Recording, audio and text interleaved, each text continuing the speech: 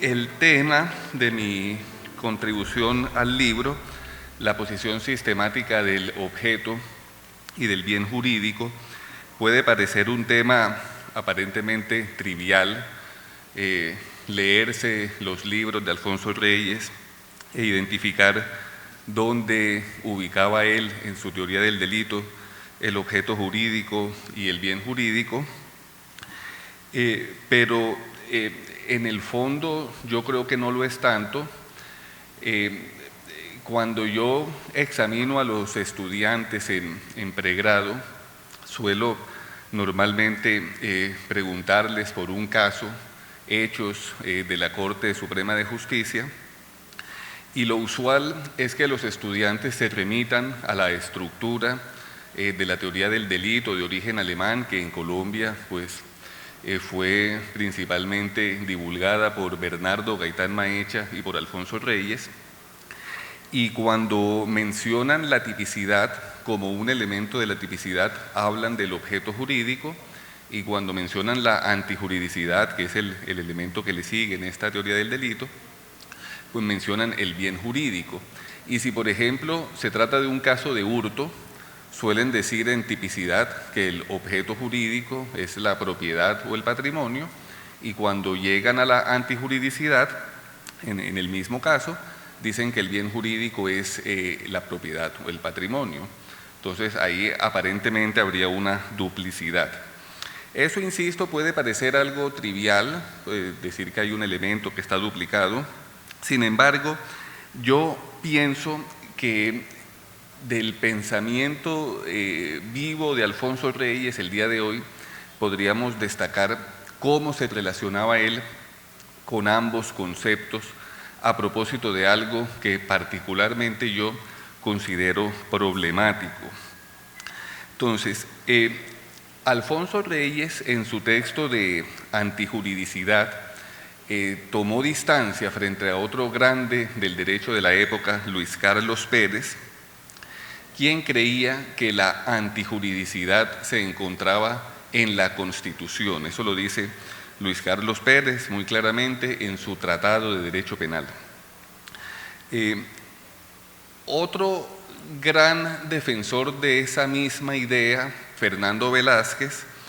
él cree que él no le llama antijuridicidad,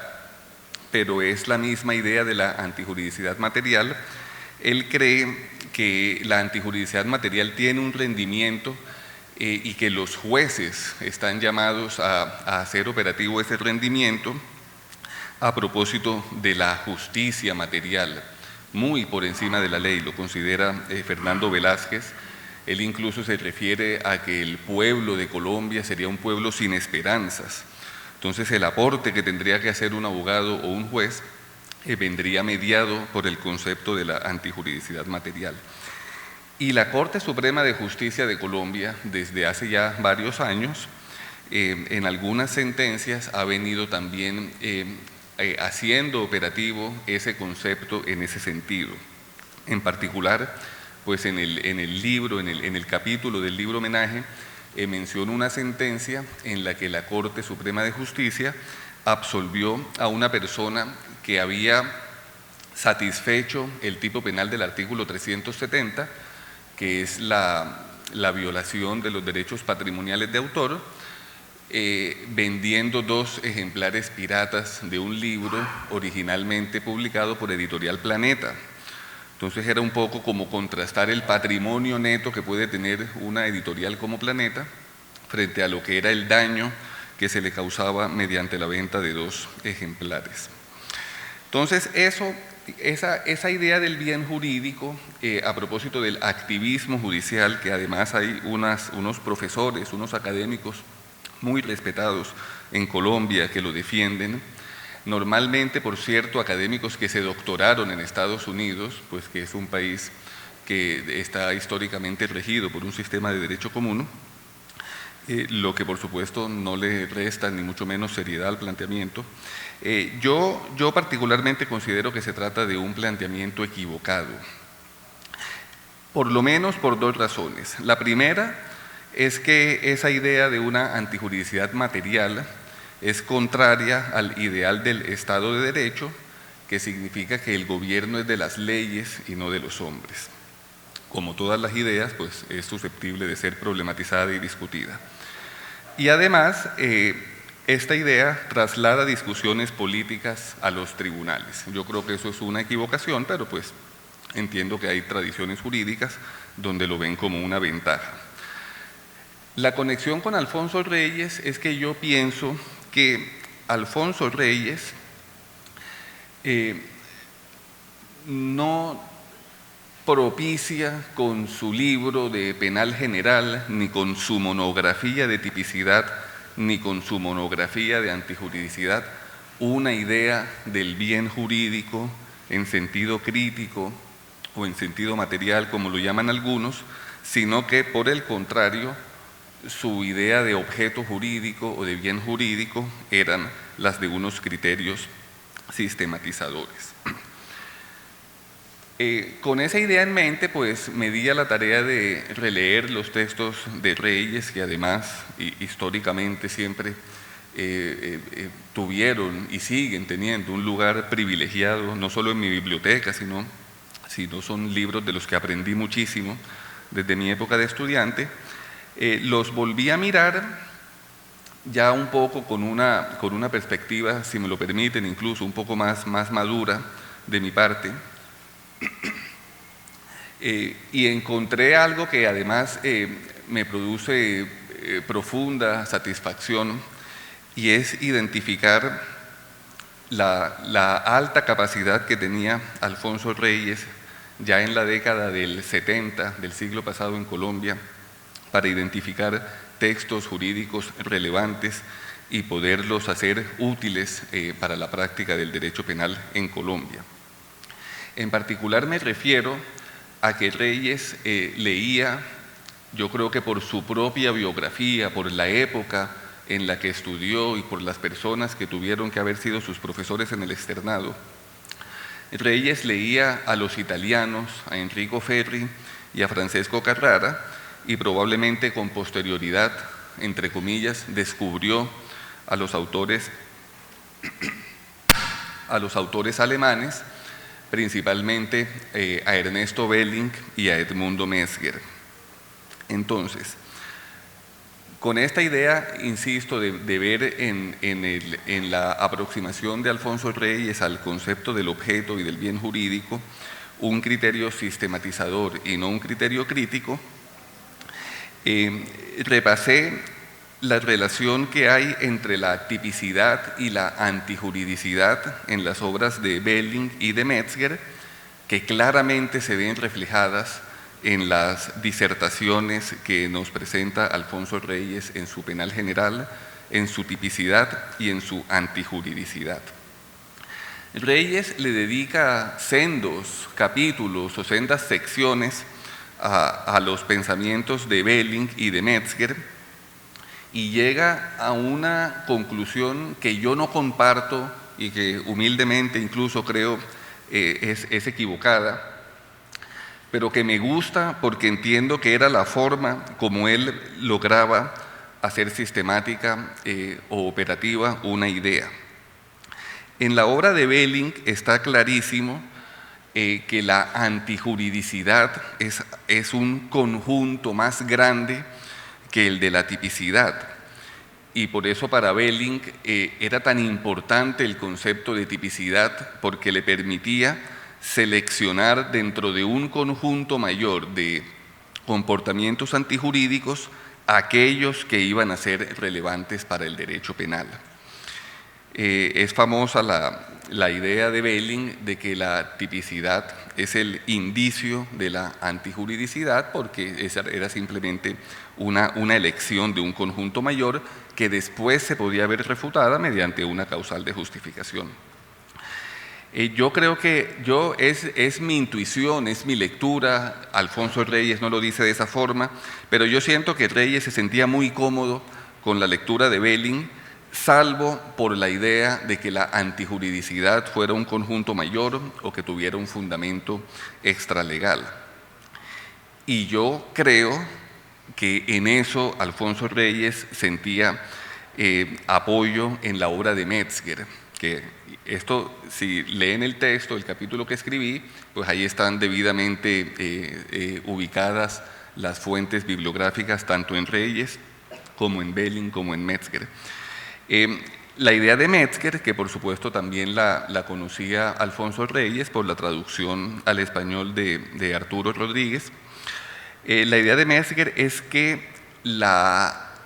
antijuridicidad, perdón, que la tipicidad es la esencia de la antijuridicidad, y además Metzger,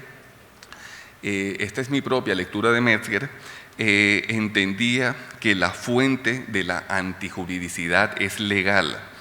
Esto a propósito de la idea que Metzger desarrolla en su libro sobre la posibilidad de un injusto supralegal, que era bien distinto a la fórmula de Radbruch o a la idea de una antijuridicidad que corrigiera al legislador. Para Metzger, que lo tenía acotados a unos casos muy concretos, se trataba era de un criterio de interpretación, no de corrección de la ley. Y lo que hizo Alfonso Reyes, creo yo, no es lo correcto de la lectura de esas dos fuentes, pero lo que hizo él fue fusionarlas y tomar de Metzger la idea de que la tipicidad era el fundamento de la antijuridicidad, y aún así decir que su esquema era tripartito, que era bellingiano, porque algo que también era muy propio de la época y que fue la posición que mantuvo hasta el último momento Luis Carlos Pérez, decir que el valor de la tipicidad era simplemente procesal. Entonces Alfonso Reyes dice que eso es una mera, que la discusión Belling-Metzger es una formalidad, que su aproximación es sustancial, que la tipicidad tiene un rendimiento procesal y que el verdadero fundamento es que la tipicidad es fundamento de la antijuridicidad. Y ahí lo cierra, pues obviamente alguien también dijo esta mañana pues, que la obra de Reyes probablemente estaba todavía, esta mañana o el viernes, no recuerdo, en construcción. Una verdadera pena su muerte prematura. Listo, eso en cuanto a su lectura alemana. Pero además, Alfonso Reyes, por su educación muy seguramente, también incorporaba el concepto del objeto jurídico, que eso sí es absolutamente claro en sus libros, que los toma de Enrico Ferri, no solamente porque ahí están las citas, sino porque también los autores colombianos en los que se apoyaba, que principalmente eran Samuel Barrientos y Agustín Gómez, claramente también eran unos seguidores de Metzger y de Ferri, y la estructura del capítulo era igualita a como la trabajaba Ferri en los principios de derecho criminal. Entonces, Alfonso Reyes tiene esta idea del objeto jurídico en la tipicidad, pero cuando la va a desarrollar, ya no la llama objeto jurídico, sino que la llama objetividad jurídica. Entonces, ahí yo pienso, eso no es rastreable en la obra de Reyes, yo pienso que lo que hizo ahí Alfonso Reyes fue combinar su lectura de Enrico Ferri con su lectura del otro gran autor que se leía en esa época en Colombia, que era Francesco Carrara,